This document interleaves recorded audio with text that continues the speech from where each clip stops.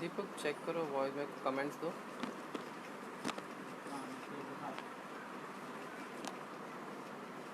Thank you Jesus, thank you holy spirit.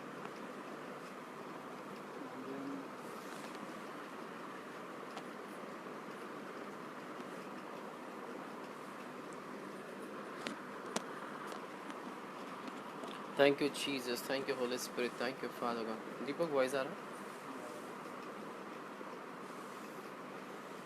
धन्यवाद धन्यवाद।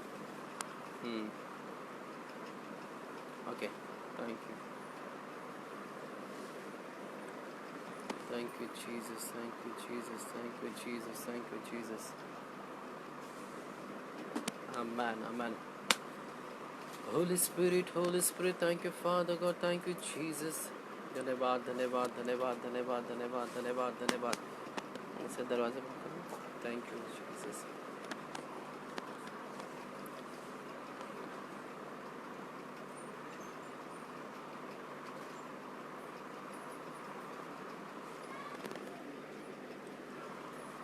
Thank you, Holy Spirit. Thank you, Father God. Thank you, Jesus. Thank you, Jesus.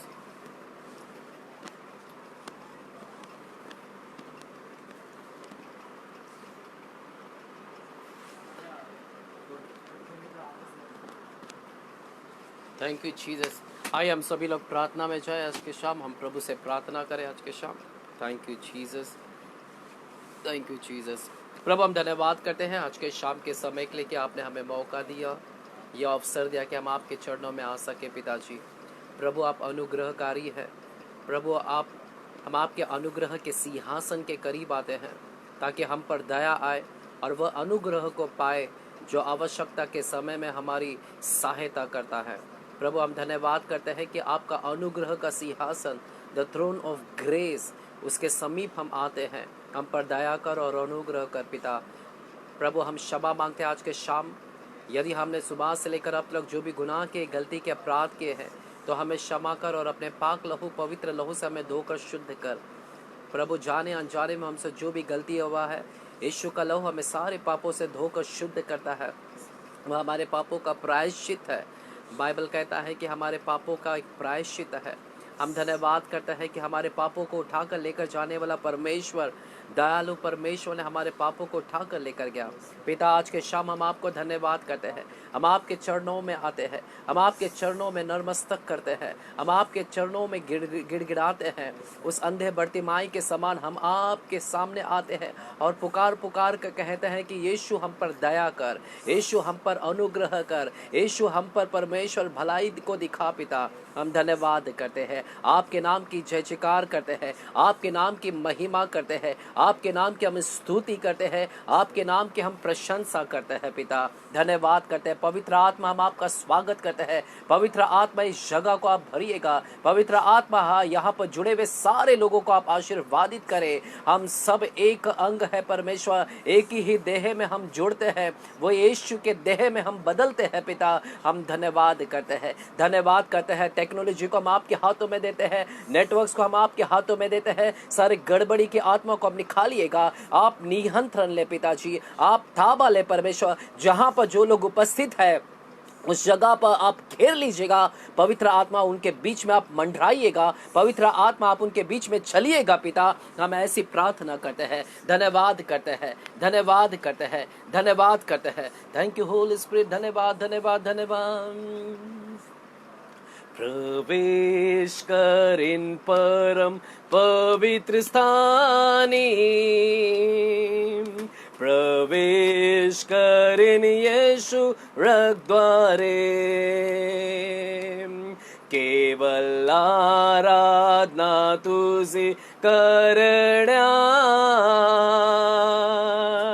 मी आहे यादर करण्या। प्रवेश कर इन परम पवित्र स्थानी, प्रवेश कर इन यीशु रखद्वारे। केवल आराधना तुझे करण्यास, मी आहे या आदर करण्या आराधना मी करीतो आराधना मी करीतो आराधना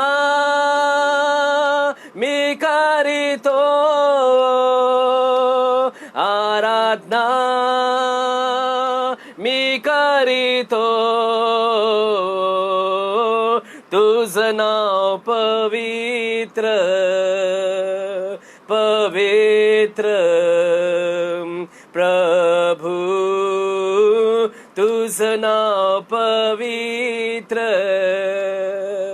पवित्र प्रभु आराधना आराधना मी करीतो आराधना मी करीतो आराधना मी करीतो आराधना मी करीतो तुझं नाव पवित्र पवित्र प्रभु तुझं नाव पवित्र पवित्र प्रभु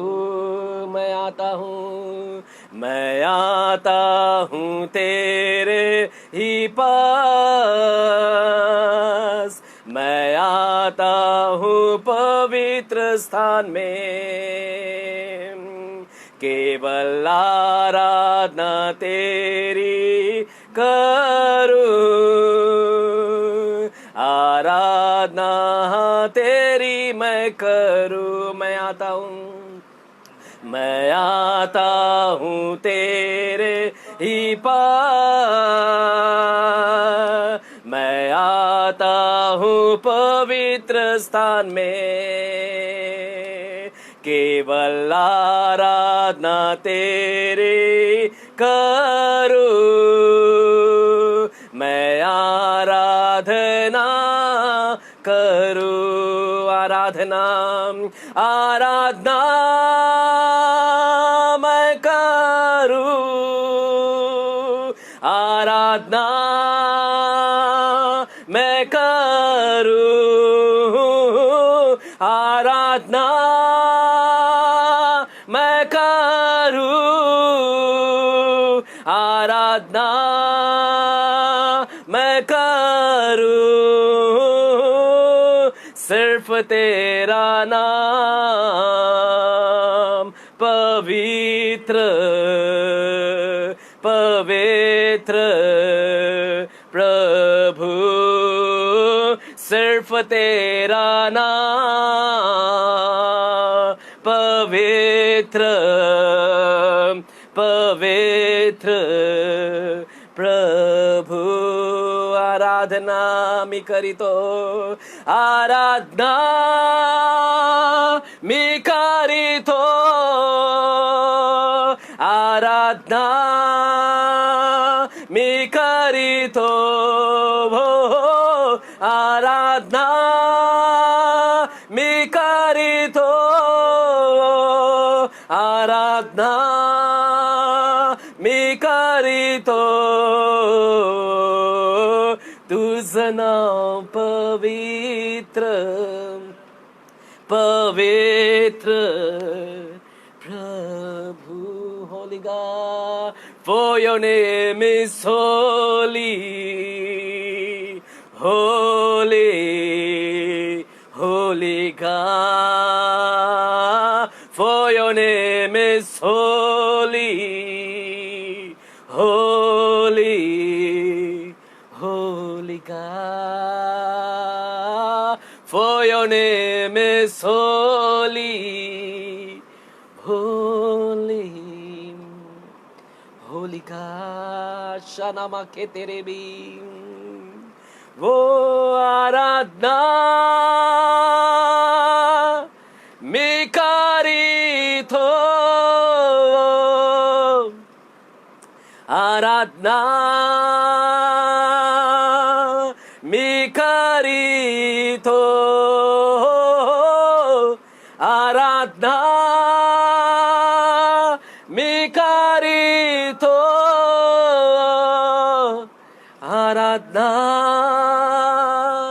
मी करीतो, तेरा नाम पवित्र, तेरा नाम पवित्र, पवित्र प्रभु। आपने हाथ उठाकर कहेंगे तेरा नाम पवित्र, पवित्र प्रभु,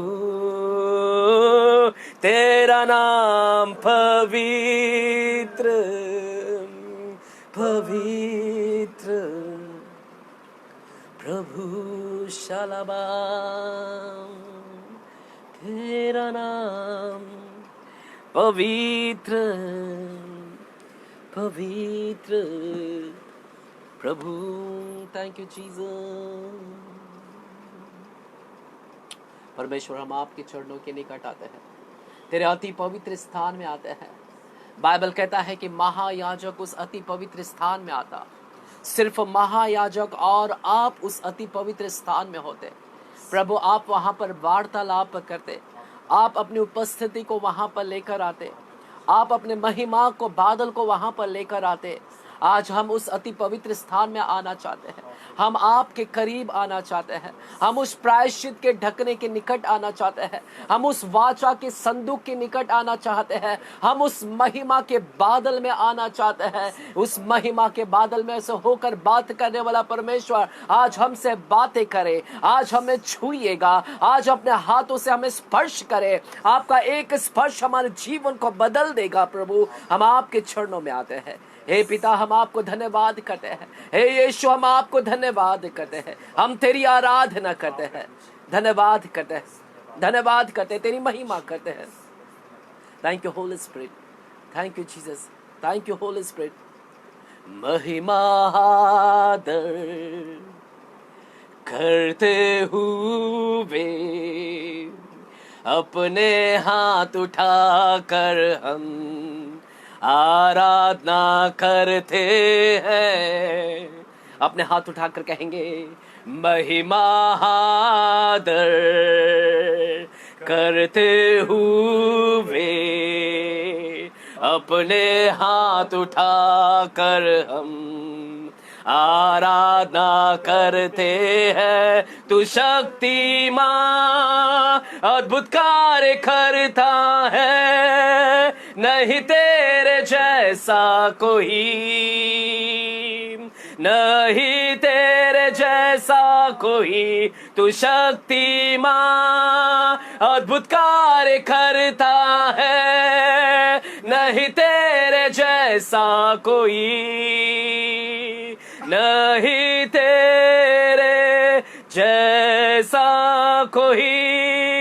महिमा महिमा आदर करते हुए अपने हाथ उठाकर हम आराधना करते हैं। महिमा आदर करते हुए अपने हाथ उठाकर हम आराधना करते हैं। तू शक्तिमान अद्भुत कार्य करता है, नहीं तेरे जैसा कोई,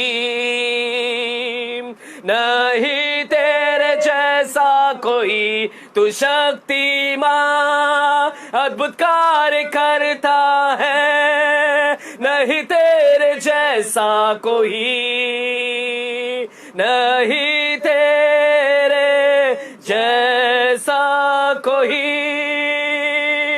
For you are God, you do miracles so great, there is no one else like you.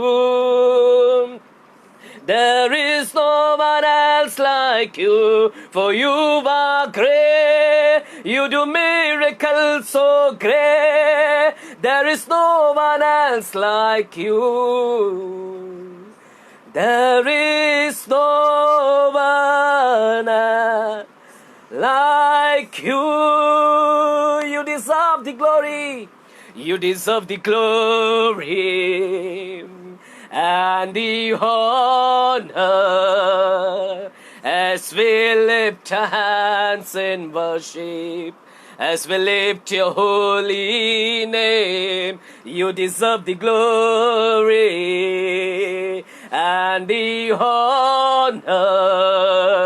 As we lift our hands in worship, as we lift your holy name, for you are great, you do miracles so great. There is no one else like you, Father. There is no one else like you, for you are great, you do miracles so great. There is no one else like you. There is no one else like you.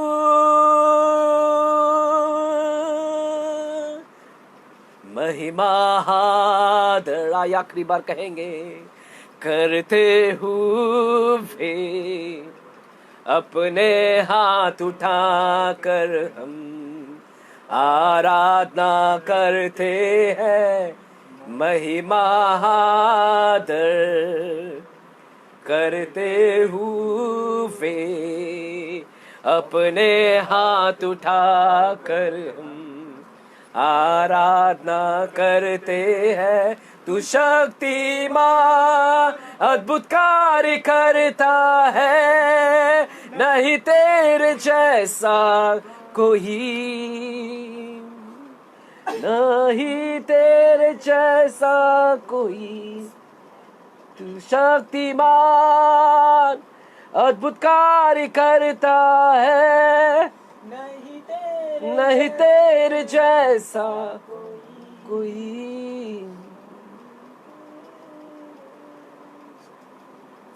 नहीं तेरे जैसा। Father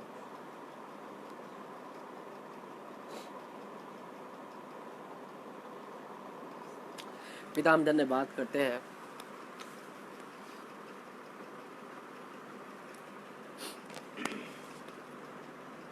सचमुच पिता आप शक्तिमान है। Bible कहता है कि प्रभु के बलवंत हाथ के नीचे आ जा। प्रभु आप हमारे बलवंत हाथ हैं, आप हमारे अब्बा है, आप हमारे पिता है। तू अपने ईश्वरी सामर्थ में हमको सब कुछ देता है जो भक्ति से संबंध रखता है। सब कुछ यीशु मसीह के पहचान के द्वारा तू हमें सब कुछ देता है पिता। ऐसा कुछ भी आपने अपने पास रख नहीं छोड़ा। सब बातों में हम उन्नति को प्राप्त करें, ये तू कल्पना करता है। आपकी योजना, आपकी कल्पना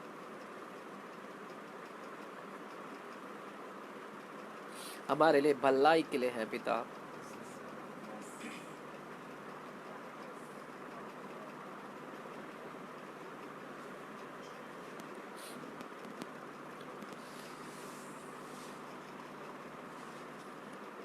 पिता हम धन्यवाद करते हैं इस आराधना में आप हमारी अगुवाई किए, आपने हम सभी को स्पर्श किया।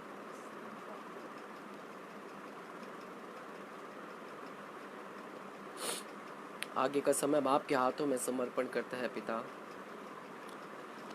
आप हमसे बातें करें, पवित्र आत्मा हमें सांत्वना दे, पवित्र आत्मा हमें हिम्मत दे।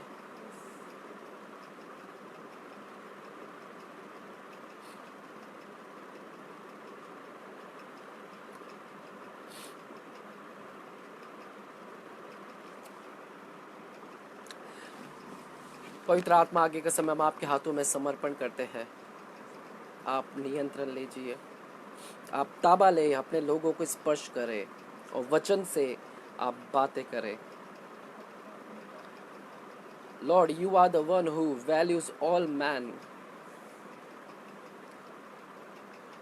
यीशु एकमात्र ऐसा परमेश्वर है जो सभी को कद्र करता है, सभी को बहुमूल्य समझता है, सभी को मूल्यवान समझता है, सभी की कीमत को जानता है.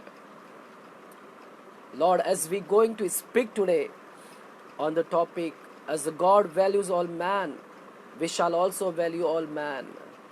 जैसे परमेश्वर हर एक मनुष्य को कीमत देता है, कद्र करता है, उसी प्रकार हम भी कद्र करें. इस शब्द के द्वारा आज आप हमसे बातें करें, इस वचन के द्वारा आप हमसे बातें करें. पिता, सारा आदर आपको देते हैं, सारी महिमा हम आपको देते हैं, सारी प्रार्थना हम प्रभु यीशु मसीह के नाम में पिता परमेश्वर से करते हैं. और सभी जन कहेंगे आमेन, आमेन, हालेलुया. आइए परमेश्वर को जोरदार ताली का भेंट चढ़ाएं, हम धन्यवाद करते हैं.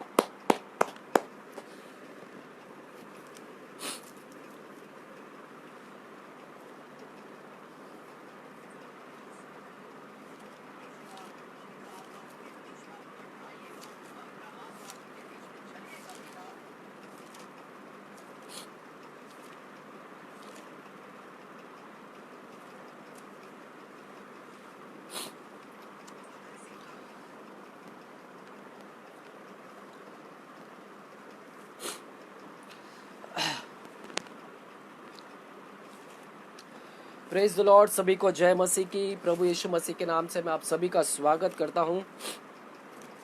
आशा करता हूं कि आप सभी लोग आशीर्वादित होंगे.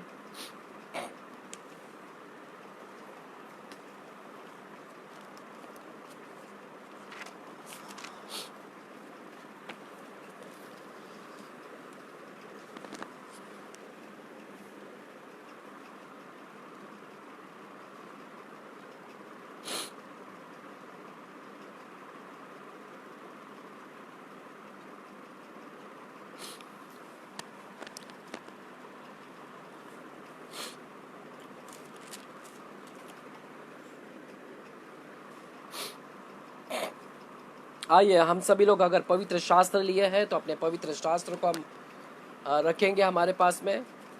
आज के शाम हम प्रभु के वचन में जाएंगे.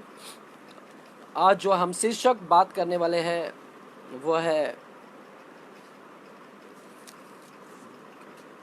Give value to all man. हमने वैल्यू देना है, कीमत देना है, हर एक को महत्व देना है, हर एक मानव जाति को. मेरे प्यारो, हम सभी लोग, यदि कोई व्यक्ति एक आशा करता है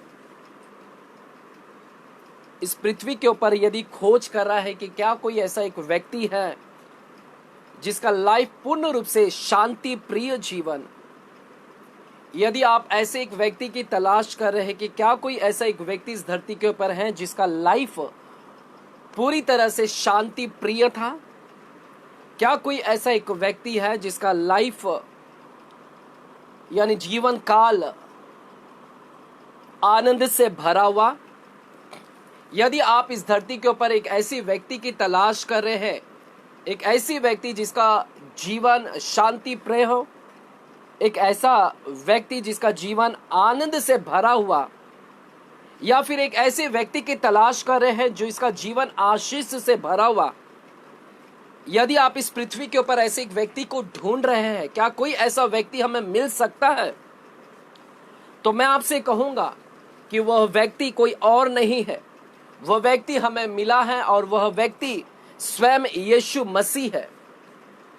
यीशु मसीह एक ऐसा व्यक्ति जो धरती के ऊपर जिसका लाइफ पूर्ण रूप से शांति प्रिय जीवन था. यीशु मसीह एक ऐसा व्यक्ति था जो इस धरती के ऊपर जिसका लाइफ पूरी रूप से आनंद से भरा हुआ था. यीशु मसीह एक ऐसा व्यक्ति है जिसका जीवन पूर्ण रूप से आशीष से भरा हुआ था.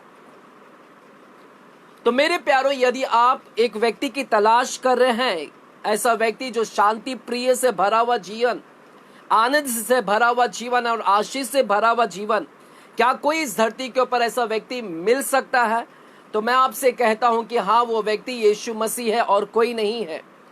यीशु मसीह पूर्ण रूप से आनंद से भरा हुआ था, आशीष से भरा हुआ था, शांति से भरा हुआ था. अब आप में से कई लोग मुझसे प्रश्न करोगे कि मेरे ब्रदर, यीशु मसीह की लाइफ को देखते हैं तो यीशु का लाइफ तो पूर्ण रूप से कठिनाई से भरा हुआ था, संघर्ष से भरा हुआ था। यीशु को तो कई निंदाओं से गुजरना पड़ा, यीशु को क्रूस की पर चढ़ना पड़ा। तो कैसे यीशु मसीह का लाइफ शांतिमय जीवन था, कैसे यीशु मसीह का लाइफ आनंद से भरा हुआ था, जबकि उसका लाइफ संघर्ष से भरा हुआ था। मेरे प्यारों, हाँ, हम सभी लोग जानते हैं कि यीशु का लाइफ संघर्ष से भरा हुआ था, चारों तरफ मृत्यु मंडरा रही थी। इसके बावजूद भी यीशु मसीह का लाइफ पूर्ण रूप से शांतिमय था, आनंद से भरा हुआ था, आशीष से था। इन सारे संघर्ष भरे जीवन में भी वो आनंद से भरा हुआ था। यह मैं नहीं कहता हूं, स्वयं बाइबल उसका वचन कहता है। यदि आप यूहन्ना की किताब 14 अध्याय में जाते हैं, यूहन्ना अध्याय 14 अध्याय, और हम वहां पर 27 वचन को देखते हैं, 27 वचन को, तो हम वहां पर पाते हैं यीशु मसीह ने स्वयं अपने चेलों से एक शब्द कहा। आइएगा हम एक शब्द को पढ़ते हैं।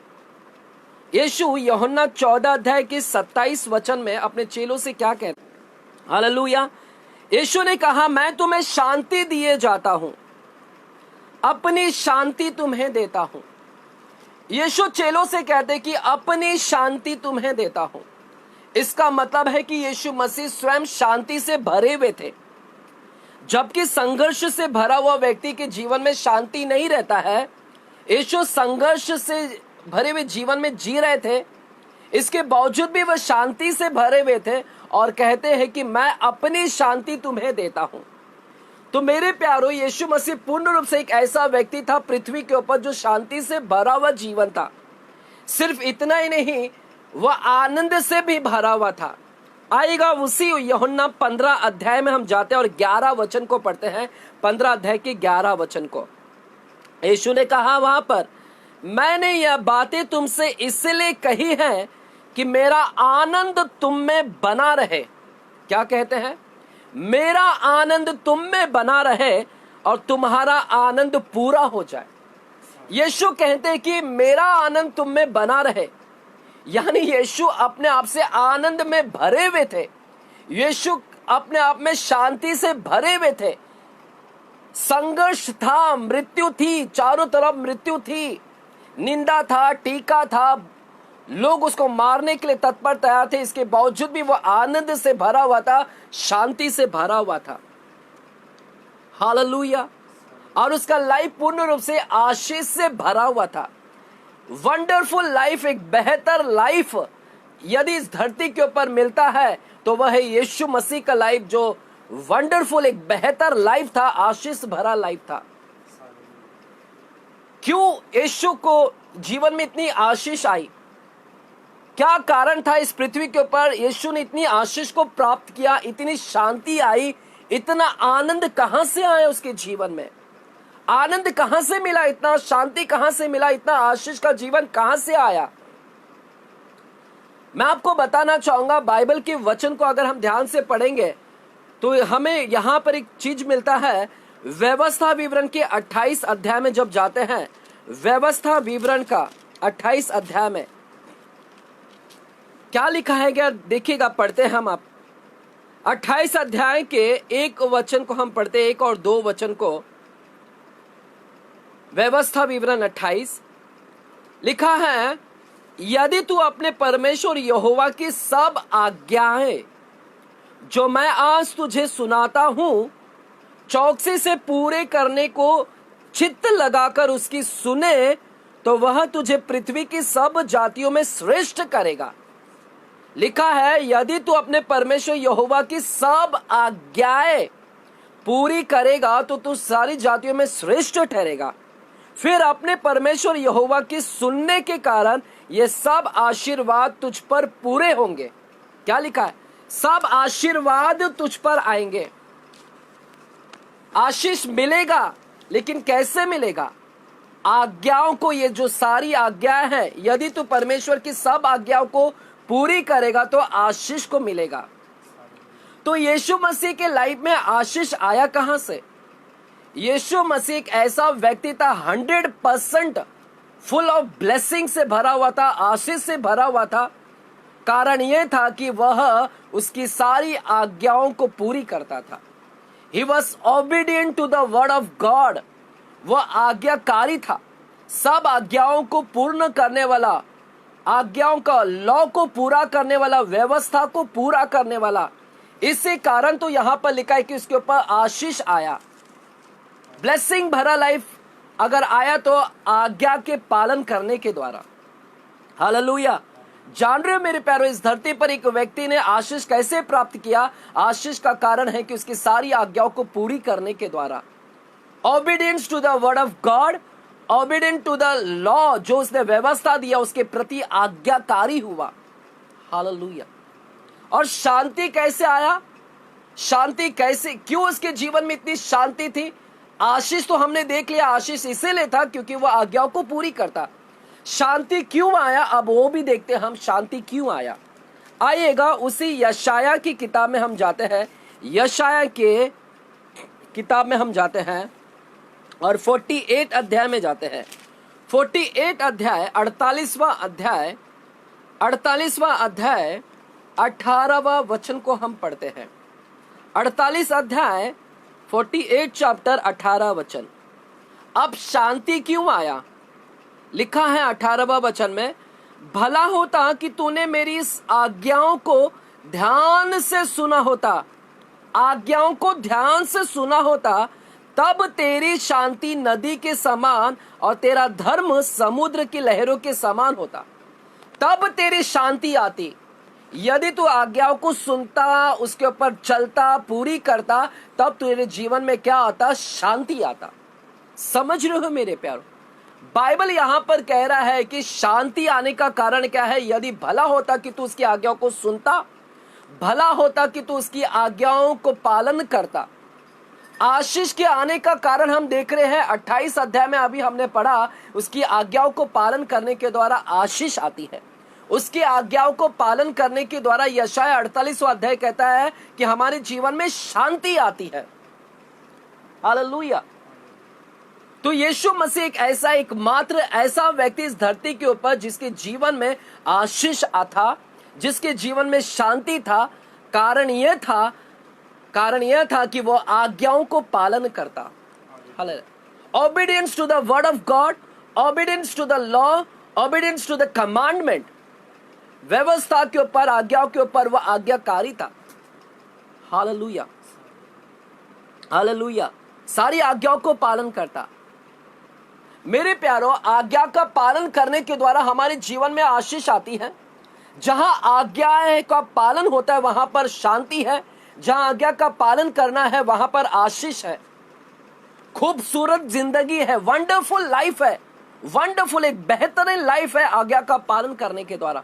खूबसूरत एक जिंदगी होती हमारी। क्या आप जानते, कभी आपने आसमान की तरफ देखा है और सर उठाकर? रात्रि के समय में कभी आपने सर उठाकर आकाश की ओर देखे हैं? कभी यदि हम आकाश की ओर देखते हैं रात्रि के समय में, या सुबह के समय में, या दोपहर के समय में, कितना एक सुंदर दृश्य दिखाई देता है। रात्रि के समय में चारों दिशाओं के अंदर तारों की जगमगाहट, तारे झलकते हैं, चमकते हैं। हालेलुया। चांद वहां पर दिखाई देते हैं। सुंदर दृश्य होता है, एक खूबसूरत वहां पर वातावरण दिखाई देता है, खूबसूरत दिखाई देता है, खूबसूरती दिखाई देती है आकाश के अंदर। इतना खूबसूरत क्यों दिखाई दे रहा है आकाश के अंदर? मेरे प्यारों, यह इसलिए है क्योंकि आकाश के अंदर के हर एक तारे, हर एक चांद, हर सूरज, हालेलुया, वे आज्ञा का पालन करती हैं। वे जो समय पर निकलना है, उदय, सूर्य उदय होना, सूर्य अस्त होना, चांद का निकलना, वे आज्ञाकारी है। हजारों वर्ष से वे आज्ञाकारी हैं। परमेश्वर के दिए हुए समय पर वे निकलते हैं और समाप्त होते हैं। हालेलुया। तो जहां आज्ञा है वहां पर खूबसूरती है, जहां पर आज्ञा का पालन करना है वहां पर बेहतरीन लाइफ है, एक आशीष का लाइफ है। आकाश की ओर देखकर क्या सुंदर दृश्य नजर आता है, मनोहर दृश्य नजर आता है मेरे प्यारों। उसी प्रकार आप देख लीजिएगा एक सुंदर बगीचा, पहाड़ों के ऊपर जाते हैं तो पहाड़ों के अंदर कई जगह पर हमें बगीचा दिखाई देते हैं। ट्रीज देखिएगा, झाड़ वृक्ष देखिएगा, सुंदर बागान देखिए, बगीचा, उस देखकर हमें कितना सुंदर लगता है। क्यों इतनी सुंदरता है, क्यों इतनी मनोहरता है? क्योंकि वे अपने समय पर खिलते हैं, फूलते हैं, खुशबू महकाते हैं। वे अपने आज्ञा टाइम पर उगते हैं, समय पर निकलते हैं। आकाश गंगा आज्ञाकारी है, उसके सारी क्रिएटेड थिंग, उसके सृष्टि की चीज आज्ञाकारी है, इसीलिए तो इतनी खूबसूरती दिखाई देती है। हालेलुया। लेकिन एक यही मनुष्य है, सिर्फ मानव जाति एकमात्र ऐसा है जो आज्ञाकारी नहीं है, इसीलिए उसके जीवन में सब बदसूरत है, इसीलिए उसके जीवन में आशीष नहीं है। हालेलुया। हमारे जीवन मानव जाति के अंदर क्यों आशीष नहीं है? क्योंकि कारण यह है कि वह आज्ञाकारी नहीं है। हालेलुया। आज्ञाकारी नहीं है, कुछ भी आज्ञाकारी नहीं, ना व्यवस्था का आज्ञा है, ना परमेश्वर के वचनों के ऊपर आज्ञा का पालन है, इसलिए वहां पर सब खूबसूरत नहीं, सब कुछ बदसूरत हो चुका है। मानव जाति के अंदर यह बदसूरती दिखाई देती है। कारण यह है क्योंकि वे आज्ञा का पालन नहीं करते हैं। Hallelujah, hallelujah, hallelujah. एक उदाहरण मैं देना चाहता हूं आपको, एक उदाहरण मैं आपको बाइबल से देना चाहता हूं। आप सभी लोग जानते हैं मेरे प्यारों, बाइबल में हम सभी को लिखा गया है, मत्ती की किताब 6वां अध्याय, मत्ती की किताब 6वां अध्याय। लेकिन उससे पहले मैं मरकुस की किताब को पढ़ना चाहूंगा। मरकुस 12 अध्याय में जाते हैं। मरकुस 12 अध्याय में एक शास्त्री ने यीशु के पास में आया और उससे प्रश्न करता है। एक शास्त्री एक दिन यीशु मसीह के पास में आकर उसे एक प्रश्न करता है और शास्त्री यीशु से पूछता है, क्या पूछता है? 28 अध्याय में, 12 अध्याय, मरकुस 12 अध्याय के 28वां वचन में देखिएगा क्या कहता है। शास्त्रियों में से एक ने आकर उन्हें विवाद करते सुना और यह जानकर कि उसने अच्छी रीति से उत्तर दिया, उससे पूछा, सबसे मुख्य आज्ञा कौन सी है? मुख्य आज्ञा कौन सी है? Hallelujah. Which is the main commandment? यीशु से मुख्य आज्ञा पूछता है और यीशु ने वहां पर उत्तर दिया कि 2 आज्ञा सबसे बड़ी आज्ञा है। सबसे बड़ी आज्ञा क्या आज्ञा है? पहली आज्ञा यह है, देखिएगा क्या लिखा है 30 वचन में कि तू प्रभु अपने परमेश्वर से अपने सारे मन से, सारे शक्ति, सारे प्राण से, बुद्धि से और सारी शक्ति से प्रेम रखना। पहली आज्ञा क्या है? संपूर्ण मन, प्राण से, बुद्धि से, शक्ति से क्या करना? प्रेम रखना। और दूसरी यह है कि तू अपने पड़ोसी से अपने समान प्रेम रखना। अपने पड़ोसी से अपने समान प्रेम रखना। पहले लिखा है कि परमेश्वर से प्रेम रखना और अपने पड़ोसी से, अर्थात एक दूसरे से क्या करना? प्रेम रखना। अर्थात उसका मतलब है एक दूसरों से क्या करना? प्रेम करना। एक व्यक्ति दूसरे व्यक्ति से के साथ में क्या करना? प्रेम रखना। तो सबसे बड़ी आज्ञा परमेश्वर ने क्या दिया हमें? परमेश्वर से प्रेम रखना और साथ ही साथ व्यक्ति से प्रेम रखना। व्यक्ति, ह्यूमन बीइंग, मानव जाति से क्या करना? प्रेम रखना। यह आज्ञा है। मैं आपसे प्रश्न करना चाहता हूं, क्या मानव जाति इस आज्ञा का पूरा पालन करते हैं सही रीति से? आज्ञा क्या है? मनुष्य से प्रेम करना, मनुष्य से प्रेम करना। लेकिन मानव जाति इसका उल्टा ही करते हैं। हम इसका उल्टा ही करते हैं। हमसे कहा गया, आज्ञा में कहा गया है कि एक व्यक्ति दूसरे व्यक्ति से प्रेम करे, एक दूसरे से प्रेम करे, लेकिन हम इसका उल्टा ही करते हैं। जब हम आज्ञा का उल्लंघन करते हैं तो वहां पर आशीष नहीं है, शांति नहीं है, आनंद नहीं है। देखिएगा, मानव जाति को कहा गया है कि मनुष्य से प्रेम करो, लव करो, लेकिन मानव जाति किससे प्रेम करता है? आएगा मत्ती 6वां अध्याय में जाते हैं, मत्ती की किताब 6वां अध्याय में जाते हैं, मत्ती 6वां अध्याय 24 वचन में जाते हैं। मत्ती के 6वां अध्याय 24 वचन लिखा है, कोई मनुष्य दो स्वामियों की सेवा नहीं कर सकता, दो स्वामियों की सेवा नहीं कर सकता, क्योंकि वह एक से बैर करेगा और दूसरे से प्रेम रखेगा, एक से प्यार करेगा और दूसरे से नफरत करेगा, एक से मिला रहेगा और दूसरे को तुच्छ जानेगा, दूसरे को तुच्छ जानेगा। एक से प्रेम करेगा, मिला रहेगा और दूसरे को तुच्छ जानेगा। तुम दो स्वामी कौन है? परमेश्वर और धन, दोनों की सेवा नहीं कर सकते। एक से प्रेम करेगा और दूसरे को क्या करेंगे? तुच्छ जाना जाएगा। एक से मिला रहेगा और दूसरे को तुच्छ जाना जाएगा। एक से प्रेम करेगा तो एक से बैर करेगा। तो यहां पर प्रेम किसके साथ करने के लिए कहा गया है? परमेश्वर, ना कि धन से प्रेम करने के लिए कहा गया है। हालेलुया। लिखा है तू दो स्वामी का मतलब है परमेश्वर और धन। यहां पर लिखा है कि एक से प्रेम करेगा और दूसरे से क्या करेगा? नफरत करेगा, बैर करेगा। तो यहां पर प्रेम किससे करने से कहा गया है? परमेश्वर से। और आज्ञा क्या कह रहा है? परमेश्वर से प्रेम कर और व्यक्तियों से क्या कर? पड़ोसी से क्या कर? प्रेम कर। अर्थात परमेश्वर हमें दूसरे लोगों के साथ प्रेम करने के लिए कह रहे हैं, एक दूसरे के साथ। हालेलुया। ना कि धन से प्रेम करने के लिए कह रहे हैं। हालेलुया। धन से प्रेम करने के लिए नहीं कहा गया है, परंतु व्यक्ति के साथ में प्रेम करने के लिए कहा गया है। हालेलुया। लेकिन मानव जाति इसका उल्टा ही करता है, आज्ञा का उल्लंघन करता है। परमेश्वर ने कहा love people, love the others. परमेश्वर ने कहीं पर भी ऐसा नहीं लिखा है कि धन से प्रेम कर। हालेलुया। लेकिन मानव जाति धन से प्रेम करता है और मानव दूसरे व्यक्ति के साथ क्या करता है? बैर करता है, नफरत करता है। तो यहां पर देख रहे हम सब लोग क्या कर रहे हैं? इसको उल्टा कर रहे हैं। हमें दूसरे के साथ प्रेम करना है, धन के साथ बैर करना है, लेकिन हम धन से प्रेम करते हैं और व्यक्ति के साथ में क्या करते हैं? नफरत करते हैं।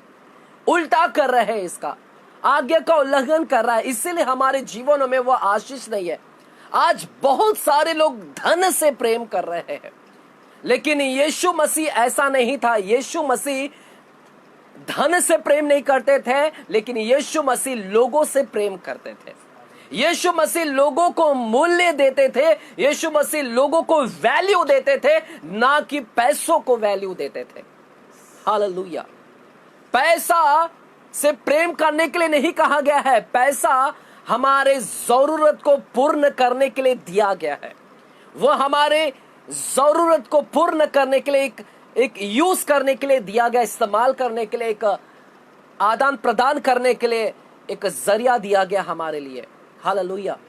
पैसा सिर्फ इस्तेमाल करने के लिए दिया गया था, ना कि प्रेम करने के लिए दिया गया है।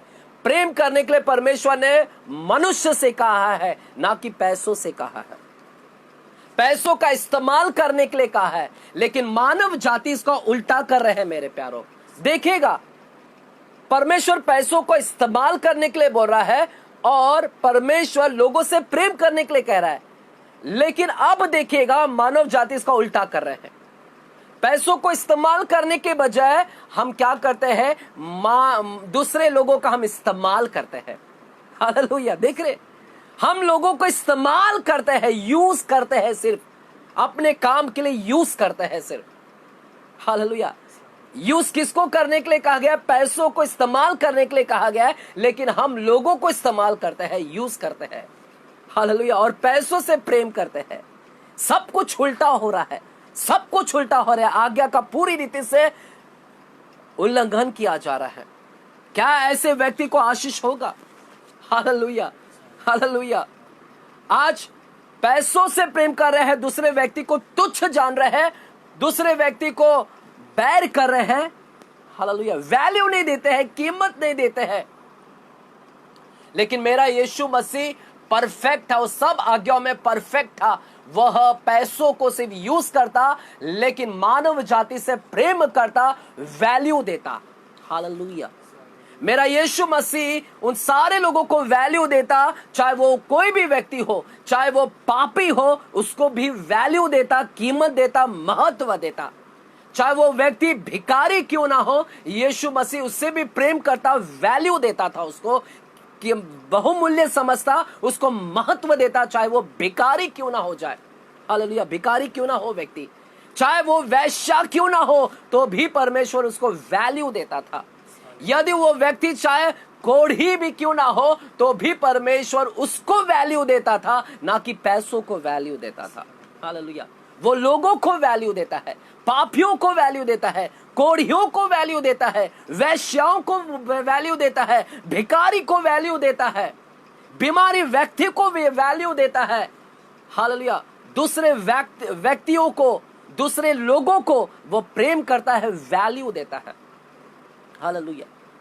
आप किसको वैल्यू दे रहे हैं, किसको महत्व दे रहे हैं? यीशु मसीह तो भिखारी को भी वैल्यू देता है। आपको याद है, बाइबल में लिखा गया है। आइएगा लूका की पत्रिका में हम जाते हैं, मत्ती की किताब 8वां अध्याय में जाते हैं।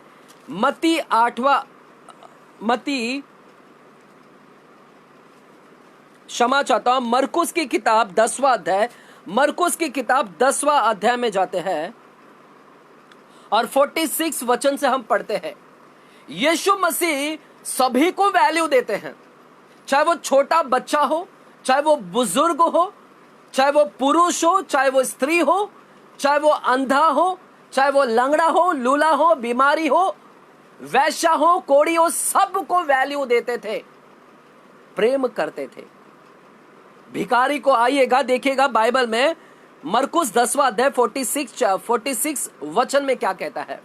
लिखा है, यीशु यरीहो में आए और जब वह और उसके चेले, लिखा है यीशु मसीह यरीहो में आए, वह और उसके चेले भी आए, और एक बड़ी भीड़ यरीहो से निकलती थी। यीशु के साथ में उसके चेले थे और एक बड़ी भीड़ यीशु के पीछे थी। बाइबल कहता है कि यीशु के पीछे बड़ी भीड़ थी, चेले भी थे।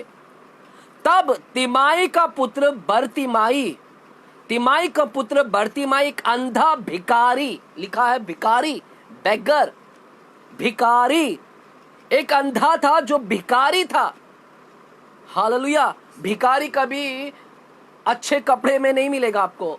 भिखारी के वस्त्र हमेशा फटे हुए रहेंगे। भिखारी की कई दिनों से तो वो नहाता नहीं है, कई दिनों तक वो तो बाल में कंघी भी नहीं लगाया होता, क्योंकि इसके पास में कुछ साधन नहीं है, रहने के लिए जगह नहीं है, पानी नहीं है, कुछ नहीं है। हालेलुया। कपड़े फटे कुटे हैं। ऐसा एक भिखारी रोड पर बैठा हुआ था। बाइबल कहता है उसका नाम बरतिमाई था, भिखारी था वो, कोई धनी व्यक्ति नहीं था, वो भिखारी था। हालेलुया। सड़क के किनारे बैठा था और उस भिखारी ने यह सुनकर कि यीशु नासरी है, पुकार पुकार कर कहने लगा, हे दाऊद की संतान, यीशु मुझ पर दया कर। वह पुकार कर कह रहा है रोड पर से कि दाऊद की संतान यीशु मुझ पर दया कर। एक भिखारी पुकार रहा है, मुझ पर दया कर, मुझ पर दया कर, मुझ पर दया कर। हालेलुया। अब देखिएगा लोगों का रिएक्शन देखिएगा। बहुतों ने उसे डांटा कि चुप रहे। हालेलुया। बहुतों ने उसे डांटा। भिखारी को जब देखते हैं ना लोग, तो ऐसे ही चुप कराते हैं, वैल्यू नहीं देते हैं। भिखारी को वैल्यू नहीं देते हैं लोग। हालेलुया।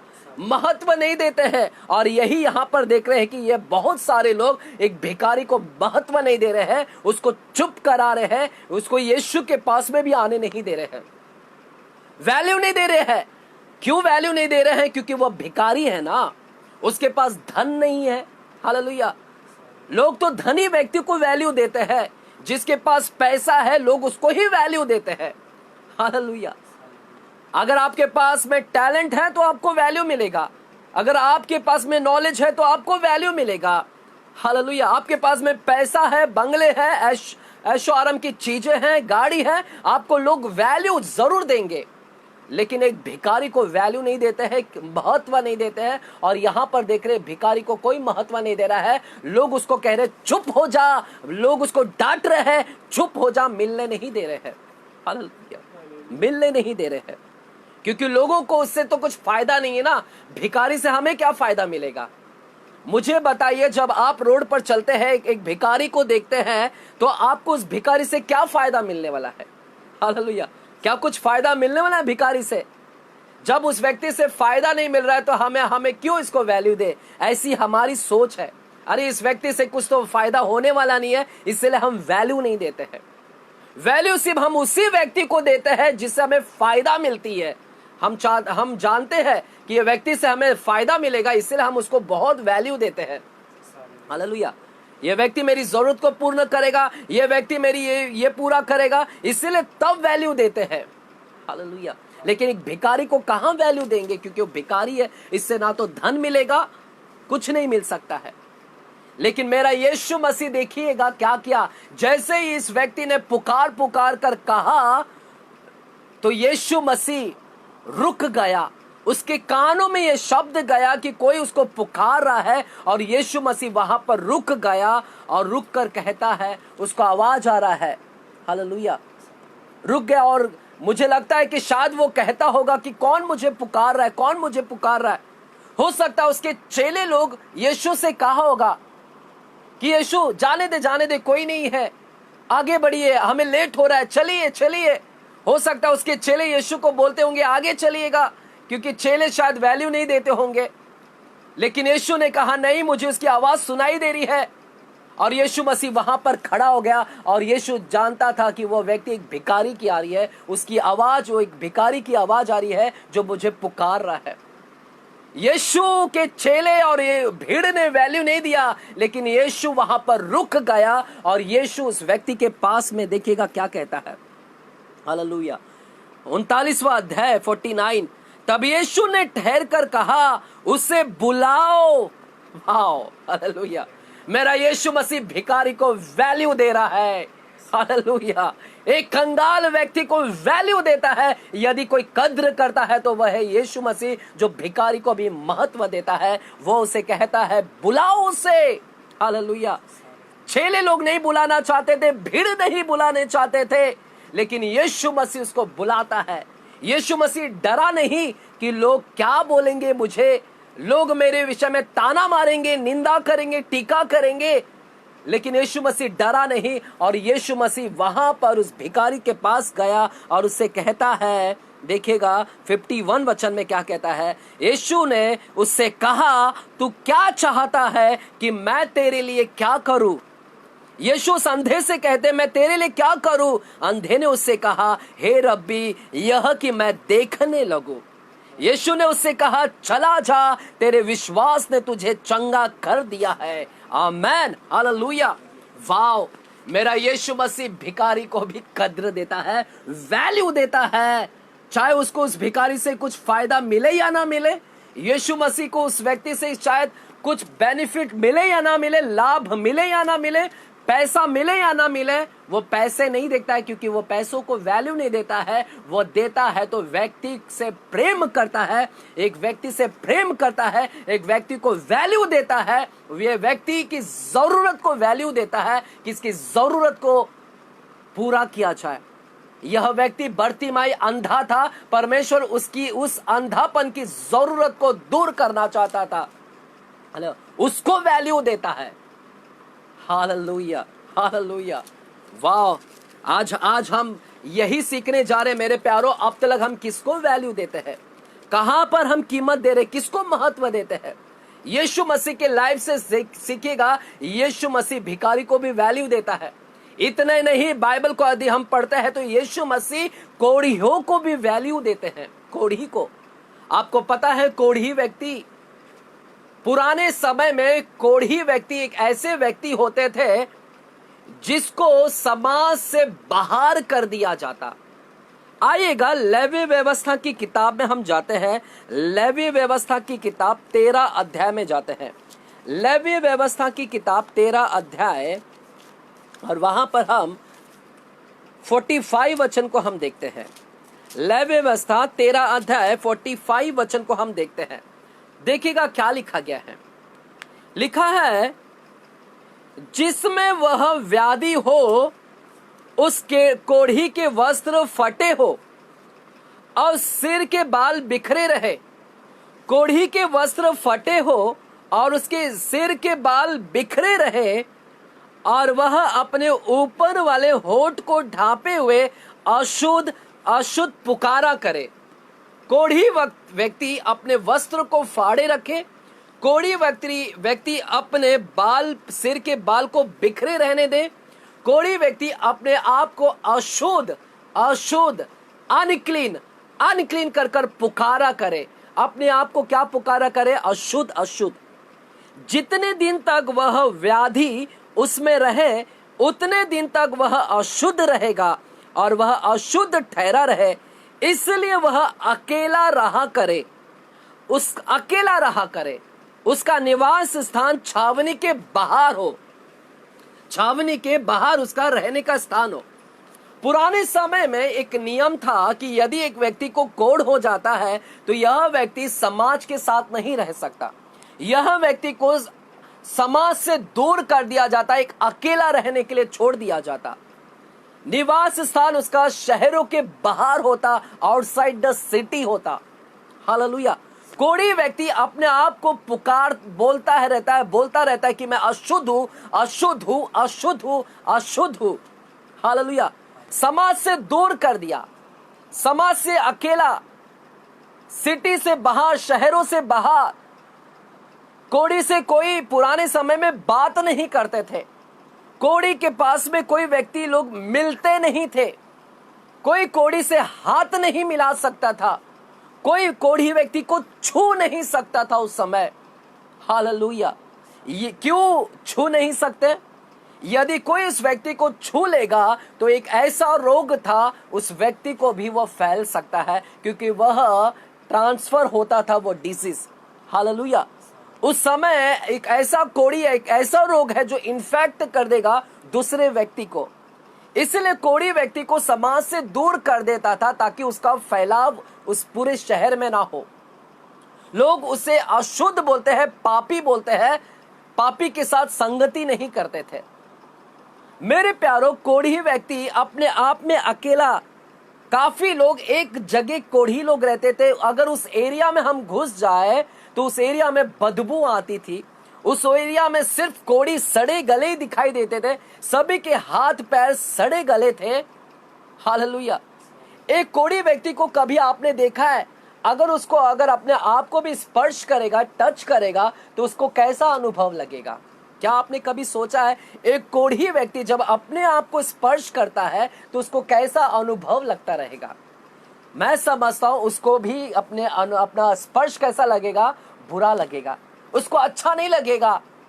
हालेलुया। उसे खुद की स्पर्श अच्छी नहीं लगेगी। इवन अगर उसके आसपास में भी यदि कोई व्यक्ति है, अगर वह भी उसको स्पर्श करता है, वह भी व्यक्ति कैसा होगा? कोढ़ी है, क्योंकि उसके आसपास में सब कोढ़ी है। हालेलुया। किसी के हाथ सही नहीं है, कोई ऐसा स्पर्श भी नहीं उसको। कितने साल से उसको स्पर्श, एक शुद्ध हाथों का स्पर्श का अनुभव को वो खो चुके थे। कोई उसको स्पर्श नहीं कर सकता था और उसके अभागे थे कि कोई उनको आकर छूता भी नहीं था। एक सही हाथ, एक क्लीन हाथ उनको काफी सालों से छुआ भी नहीं था। हालेलुया। लेकिन मेरे प्यारो, यीशु मसीह, लोग वैल्यू दे या ना दे कोढ़ी व्यक्ति को, लेकिन यीशु मसीह एकमात्र एक ऐसा व्यक्ति था जो इन कोढ़ियों को भी वैल्यू देता था, जो हम मत्ती 8वें अध्याय में जाकर अब पढ़ते हैं। आइएगा, मत्ती 8वां अध्याय में हम जाते हैं। मत्ती की किताब 8वां अध्याय। What a God we serve. क्या सुंदर, क्या परमेश्वर की हम सेवा करते हैं, जो भिखारी को भी वैल्यू देता है, जो कोढ़ियों को भी वैल्यू देता है। समाज उसको वैल्यू दे या ना दे, हालेलुया, लेकिन यीशु मसीह वैल्यू देता है। देखिएगा, यहां पर लिखा है 8वां अध्याय के पहले वचन में, मत्ती के 8वां अध्याय। जब यीशु उस पहाड़ से उतरा तो एक बड़ी भीड़ उसके पीछे हो ली। एक बड़ी भीड़ यीशु के पीछे है। याद रखिएगा, यीशु अकेला नहीं है, यीशु के साथ में उसके चेले होते थे, यीशु के साथ में उसकी एक बड़ी भीड़ थी पीछे। और देखो, एक कोढ़ी ने पास आकर उसे प्रणाम किया। कोढ़ी ने पास आया। ये कोढ़ी कैसे शहर के अंदर घुस गया? हालेलुया। यीशु, देखिएगा, कोढ़ी शहर के अंदर नहीं घुसा, लेकिन यीशु ही शहर के बाहर गए हैं मेरे प्यारों। हालेलुया। सुनिएगा, ध्यान से सुनिएगा।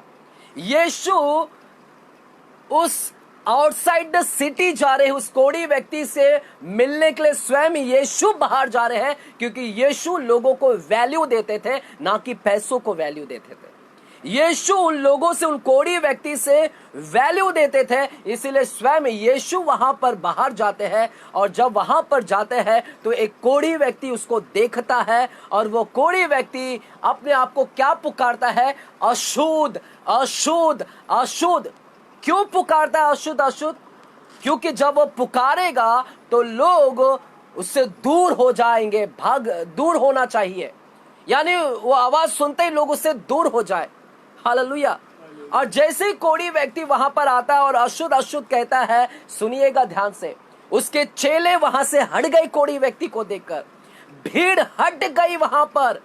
किसी ने वैल्यू नहीं दिया उस कोढ़ी व्यक्ति को। जब उस कोढ़ी व्यक्ति को देखा तो सब डर गए, भाग गए। उन्हें लगा कि इसकी कोढ़ी हमें, उसका कोढ़ हमें लग जाएगा, यह हमारे ऊपर फैल जाएगा। किसी ने वैल्यू नहीं दिया।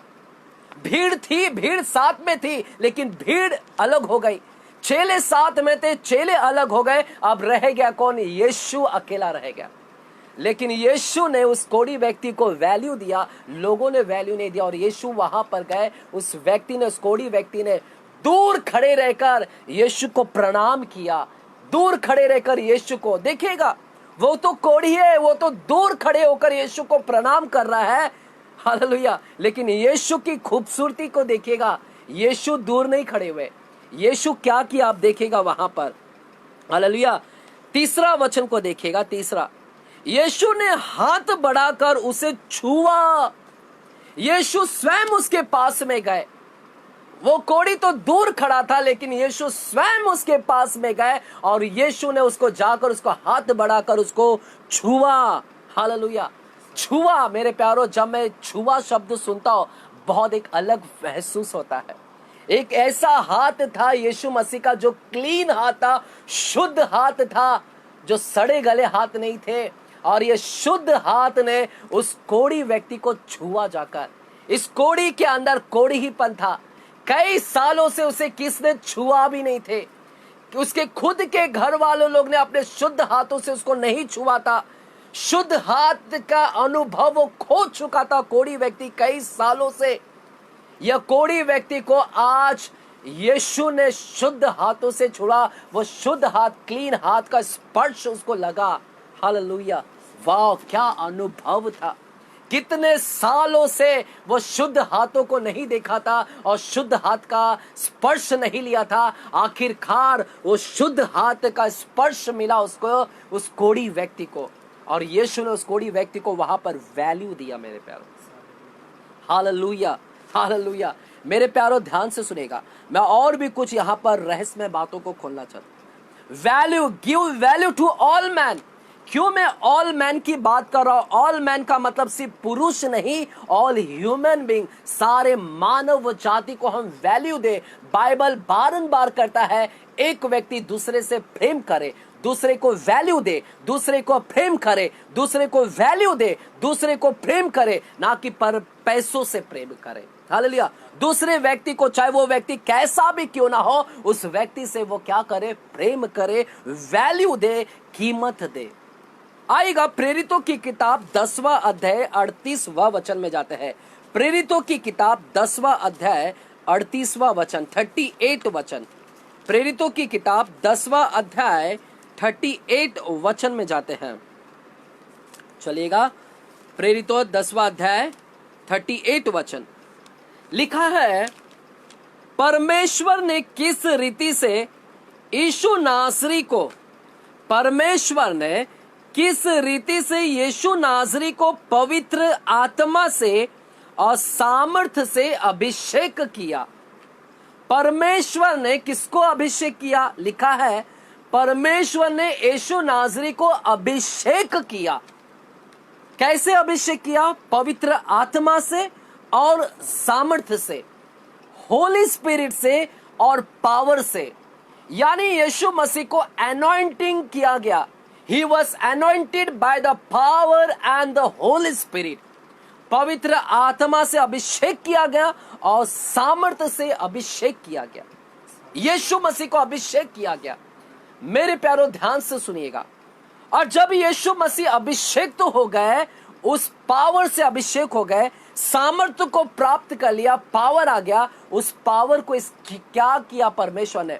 उस यीशु मसीह को जब पावर मिला, पवित्र आत्मा मिला, उसका क्या किया प्रभु यीशु ने? हालेलुया। उस सामर्थ्य का क्या किया?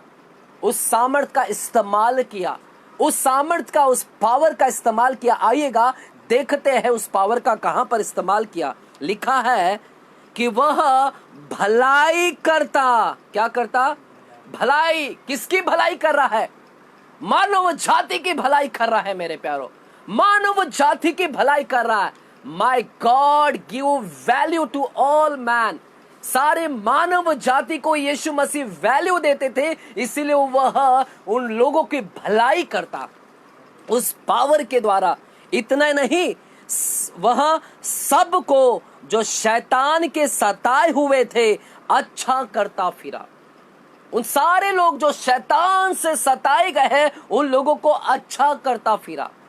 मेरा यीशु मसीह हर एक मानव जाति को वैल्यू देता, चाहे वो बीमारी हो, चाहे वो शैतान से पीड़ित हो। यदि शैतान से जकड़ा हुआ व्यक्ति को देखता यीशु मसीह, तो वो उसके ऊपर तरस खाता, उस व्यक्ति को वैल्यू देता और उस व्यक्ति को आजाद करता। उसको ऐसे ही शैतान से पड़े हुए रहने नहीं देता था। हालेलुया। क्या आपको याद है यीशु मसीह सबको जो शैतान से पीड़ित थे उसको अच्छा करता फिरा? आपको पता है यीशु मसीह ने कितना वैल्यू दिया एक व्यक्ति को? गिरासेनियों के देश में, पता है आपको, गिरासेनियों के देश में एक ऐसा व्यक्ति था जो कब्र में रहा करता था। एक ऐसा व्यक्ति जो कब्र के में रहा करता था, कब्र के वहां पर रहता, और वह सांकलों से बांधा गया था और वह अपने आप को मारता था, चिल्लाता था, सर पटकता था, शैतान से जकड़ा हुआ था। और यीशु वह इज़राइल के अंदर नहीं था, वो इज़राइल के बाहर था मेरे प्यारो। आउटसाइड कंट्री, वो काफी अलग देश में रहता था। आपको पता है, अलग जगह पर रहता। यीशु मसीह उस एक व्यक्ति के लिए एक आंधी का सामना करते हुए गए, झील में से होकर गए, नाव के जरिए गए। उस नाव में कितने आंधी आए, तूफान आए, हालेलुया। उसका सामना करता हुआ उस एक व्यक्ति के लिए वो उस व्यक्ति को गए और वहां पर उसको जाकर छुड़ाए। एक व्यक्ति के लिए काफी कोसों मील गए। इतना वैल्यू एक व्यक्ति को दे रहा है मेरा यीशु मसीह। अगर मैं उस जगह पर रहता तो शायद मैं वैल्यू नहीं देता। मैं सोचता कि इतना काफी कोसों मील जाना है, कौन जाएगा? और वो भी एक व्यक्ति के लिए कौन जाएगा? 1000 लोग होंगे तो जाएंगे, लाखों लोग होंगे तो जाएंगे। आज कई ऐसे प्रभु के सेवक लोग को जब हम बुलाते हैं तो वो पहले पूछते हैं कि आपके सेवकाई में कितने लोग हैं। यदि इतने लोग, 1000 लोग हैं, लाखों लोग हैं, तो हम आएंगे। मैं ऐसे कई लोगों में नाम ले सकता हूं मेरे प्यारो। ऐसे इंटरनेशनल प्रीचर्स लोगों की मैं बात कर रहा हूं जिसके नाम को भी मैं जानता हूं, आप तक मैं पहुंचा सकता हूं उनका नाम, लेकिन मैं उनका नाम की बदनामी नहीं करूंगा। ये व्यक्तियों को जब हमने निमंत्रण दिया कलीसिया में आने के लिए, वे कहते हैं क्या यदि आपके चर्च में 1000 लोग होंगे तब हम आकर वहां पर प्रचार करेंगे, क्योंकि हम इंटरनेशनल प्रीचर है बोलते हैं। हालेलुया। वैल्यू देख रहे हैं उनको, उनका वैल्यू किसको है? मेरा प्रभु यीशु मसीह एक व्यक्ति को भी वैल्यू देता है, महत्व देता है, चाहे वो कोसों मील दूर क्यों ना हो। हालेलुया। वो पावर का इस्तेमाल करता है लोगों की भलाई करने के लिए। मैं आपसे प्रश्न करना चाहता हूं, क्या आप अभिषेक चाहते हैं पवित्र आत्मा का? क्या आप सामर्थ्य का अभिषेक चाहते हैं? आप क्यों मांग रहे हैं अभिषेक को? क्यों पवित्र आत्मा चाह रहे हैं? क्यों सामर्थ्य चाहिए आपको? हमने देखा यीशु मसीह ने उस सामर्थ का उपयोग किस लिए किया। आपको सामर्थ क्यों चाहिए? आप किस लिए उपयोग करना चाहते हैं सामर्थ को? आज बहुत सारे लोग मांग रहे, प्रभु मुझे पवित्र आत्मा से भर, प्रभु मुझे सामर्थ से भर, अभिषेक कर, अभिषेक कर, अभिषेक कर। क्यों चाहिए तुम्हें अभिषेक? हालेलुया। आज इसीलिए लोग अभिषेक को मांगते हैं, क्योंकि पवित्र आत्मा सामर्थ को मांगते हैं, क्योंकि उन लोगों को धन कमाना है। भविष्यवाणी इसीलिए मांगता है, सबको भविष्यवक्ता बनने की चाहत हो गई है। उन्हें लगता है भविष्यवक्ता बन जाएंगे तो हमें वैल्यू मिलेगा, पैसा मिलेगा। इसलिए परमेश्वर से वो भविष्यवाणी का वरदान मांग रहे हैं, क्योंकि उनका पीछे का स्वार्थ है, मकसद है धन। धन चाहिए। हालेलुया।